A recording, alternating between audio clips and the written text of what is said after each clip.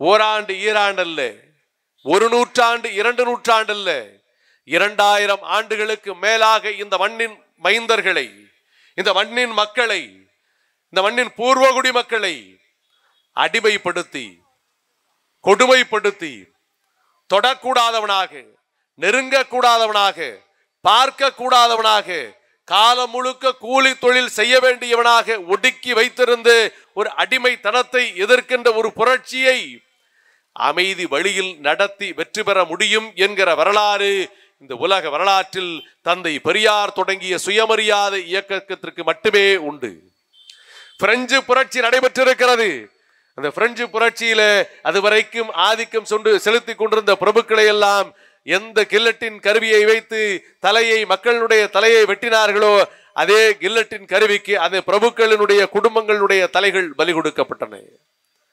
கியூபாவில் நடைபெற்ற புரட்சியாக இருந்தாலும், சைனாவில் நடைபெற்ற புரட்சியாக இருந்தாலும், உலகத்தின் எல்லா நாடுகளிலும் நடைபெற்றிருக்கிற விடுதலை போராட்டங்கள், அடிமைத்தனத்திற்கு எதிரான போராட்டங்கள் எல்லாம் மிகப்பெரிய இரத்த களரியிலே முடிந்திருக்கின்றன.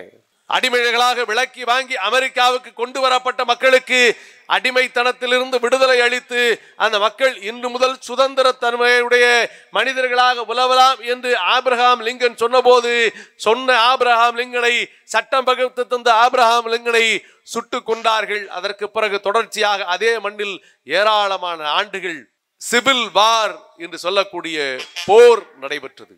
ஆனால் நினைத்து பாருங்கள், இந்த மண்ணில், தமிழ்நாட்டில் எப்படிப்பட்ட நிலைமை 100 ஆண்டுகளுக்கு முன்னால் இருந்தது.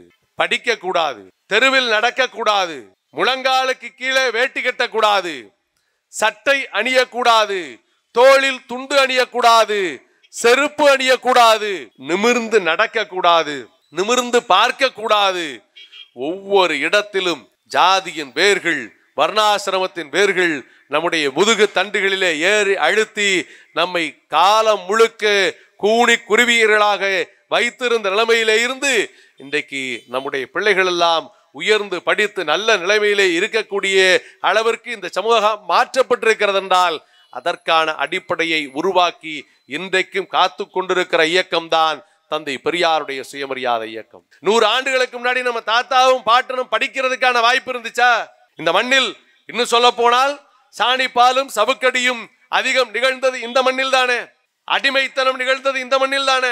உலக நாடுகளில் மட்டுமல்ல, தமிழ்நாட்டிலேயே அடிமைகளாக இருந்தவர்களுடைய வரலாறு வெள்ளைக்காரனால் பதிவு செய்து வைக்கப்பட்டிருக்கிறது. பண்ணை கூலி அடிமைகளாக இருந்தவர்கள் இந்த மண்ணில் ஏராளமாக இருந்திருக்கிறார்கள்.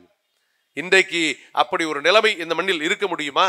அன்னைக்கு நம்ம பிள்ளைங்கள்லாம் குறைந்தபட்சம் சாதாரண அடிப்படை உரிமை பெற முடியுமா? எனக்கு முன்னால் பேசிய அருமை காங்கிரஸ் பேரியக்கத்தினுடைய நண்பர் சொன்னாரே, காமராஜர் அவர்களுடைய காலத்தில் ஏற்பட்ட புரட்சி கல்வி வளர்ச்சி என்று.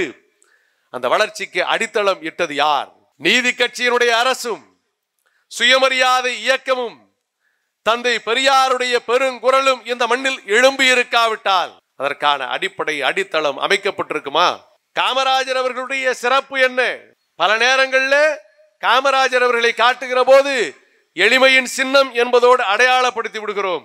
அது அல்ல காமராஜருடைய சிறப்பு. காமராஜருடைய சிறப்பு இந்த மண்ணின் மக்களை படிக்க வைப்பதற்கான கல்வி கூடங்களை நாடெங்கும் திறந்தார் என்பது இருக்கிறதே, அதுதான் அந்த கல்வி வள்ளல் என்பதுதான் காமராஜருடைய பெருஞ்சிறப்பு.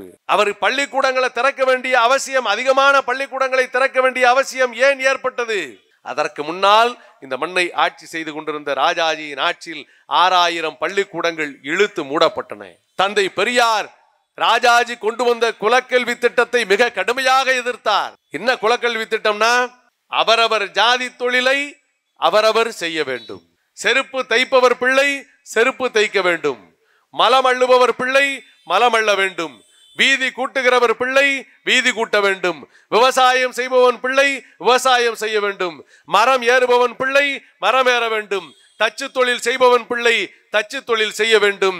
யார் யார் என்ன ஜாதியில் இருக்கிறீர்களோ அந்த ஜாதியில் அதே குலத்தொழிலை காலம் முழுக்க செய்து கொண்டிருப்பதற்கு படித்து கொண்டிருக்கிற பள்ளிக்கூட படிப்பை விட்டுவிட்டு மதிய நேரத்தில் போய் உங்க ஒப்ப என்ன வேலை செய்யறானோ அந்த வேலையை கத்துக்கிட்டு வா, அதுக்கு உனக்கு மார்க் போடுறேன் என்று படிக்க வந்தவர்களை மீண்டும் குலத்தொழிலுக்கு அனுப்பியது ராஜாஜியினுடைய ஆட்சி.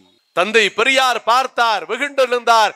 1925 தொடங்கப்பட்ட சுயமரியாதை இயக்கம் ஏறத்தாழ 30 ஆண்டுகள் போராடியதற்கு பிறகு மீண்டும் அதே நிலைமைக்கு இந்த மக்கள் மாற்றப்படுவார்களே ஆனால் ஒருபோதும் இந்த மண் பொறுத்து கொண்டிருக்காது என்று அவர் விடுத்த எச்சரிக்கை தான் ராஜாஜி பதவி விலகி அதற்கு பிறகு காமராஜர் என்கிற மகத்தான மனிதரை, பெருந்தலைவரை இந்த மண்ணிற்கு முதல் முறையாக ஒரு பச்சை தமிழரை முதலமைச்சராக ஆக்கி காட்டியவர் தலைவர் தந்தை பெரியார்.